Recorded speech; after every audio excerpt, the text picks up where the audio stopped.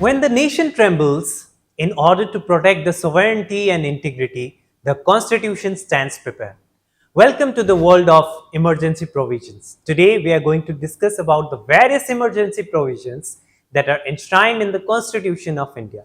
So without any further delay, we are going to start the topic. So friends, the emergency provisions in our Constitution has been mentioned. Part 18 of the Indian Constitution deals with the emergency provisions. Under this, we are having three types of emergency provisions.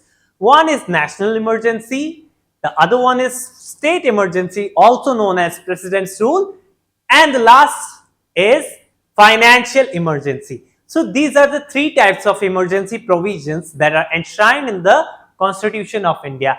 Now, what are basically emergency provisions? Emergency provisions allow the government to take special measures during the time of crisis. So in order to protect the national interest, we can impose the various types of emergency, be it national emergency, state emergency, or the financial emergency. So moving towards the next slide. So friends, first of all, we are going to discuss the national emergency. The national emergency has been mentioned under Article 352 of the Indian Constitution. And what are the grounds of proclamation of national emergency? We are going to discuss. Basically, national emergency is proclaimed whenever there is a warlike situation or external aggression, or in case there is an armed rebellion like condition in the country. Previously, this armed rebellion term was not there, and it is believed that it was misused by the ruling parties because they were posing national emergency on grounds of internal disturbance. Many believes that internal disturbance ground was not that clear, it was vague and it was misused, and thus in the 44th constitutional amendment in the year 1978, this particular ground, internal disturbance, was replaced by armed rebellion.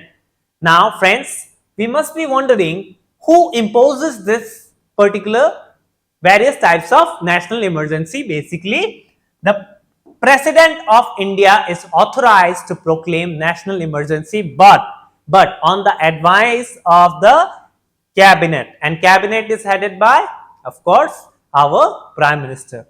Now, what could be the duration of this national emergency? Initially, it can be imposed for 6 months, can be extended indefinitely with parliamentary approval every 6 months. Now, during national emergency, it widens the power of the union government, and they can also make certain changes in the state list that are mentioned under 7th schedule of the Indian Constitution.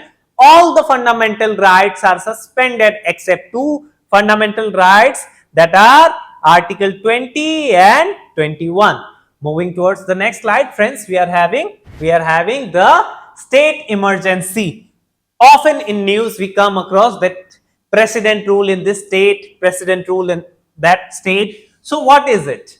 Basically, it's a condition when the state's machinery fails and the President rule is imposed. Now, when it is imposed, basically when there is a breakdown of the constitutional machinery in a state and the state is not able to comply with the directions given by the center or the union. At that time, we can impose the state emergency. It is often termed as the President rule. Now, governor reports of failure to comply with the union government's direction, as I have mentioned.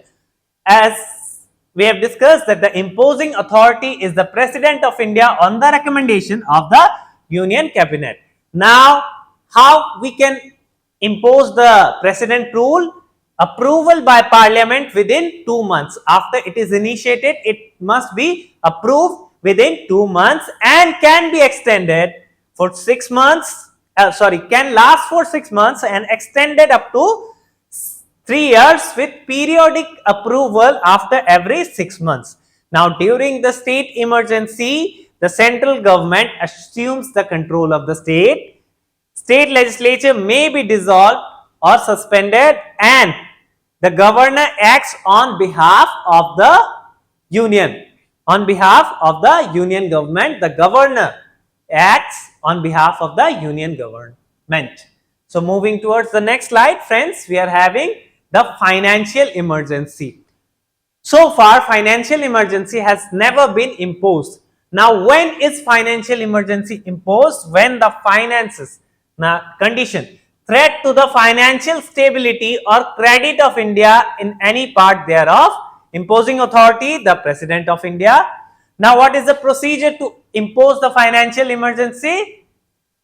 That it must be approved by the parliament within 2 months, which means by both the houses, can be extended indefinitely with parliamentary approval. Now, what are the effects of this financial emergency, friends?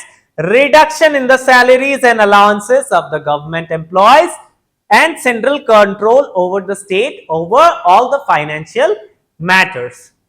So, moving towards the next slide, friends, this is a comparative analysis of various types of emergency so that it will be easy for you to remember.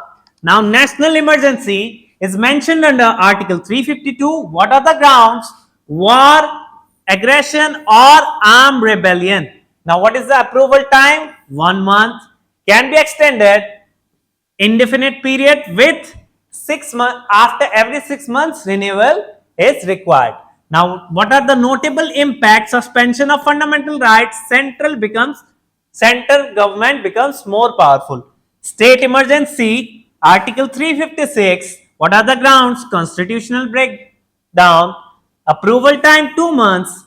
Can be extended up to 3 years with a frequent approval by every 6 months. And notable impact, central rules and dissolution of the state legislative assemblies. Now, financial emergency mentioned under Article 360. What are the grounds? In times of financial instability, approval time 2 months, can be extended up to indefinite period. As long as the financial stability is there, it can be extended. What are the notable impacts, friends? Salary cuts, fiscal control by the center. So these are the comparative analysis of the various emergency provisions. Now, various articles are suspended, but Article 20 and 21 cannot be suspended even during the emergencies. What are the implications? Civil liberties curtailed, temporary limitations of individual rights in order to manage the crisis effectively. Article 19 is suspended during national emergency, but only if the grounds are war or external aggression. So, friends, how many times we have faced the emergency conditions or situations? We have faced the national emergency 3 times. First, during the Indo-China War in the year 1962. Second, during the Indo-Pak War in the year 1971. And third, during 1975 to 77, based on the ground of internal disturbance. Indira Gandhi government was there. Okay, President rule, often we come across such news that President rule imposed in this particular state, that particular state. So it is very frequently used. But first it was imposed in Punjab.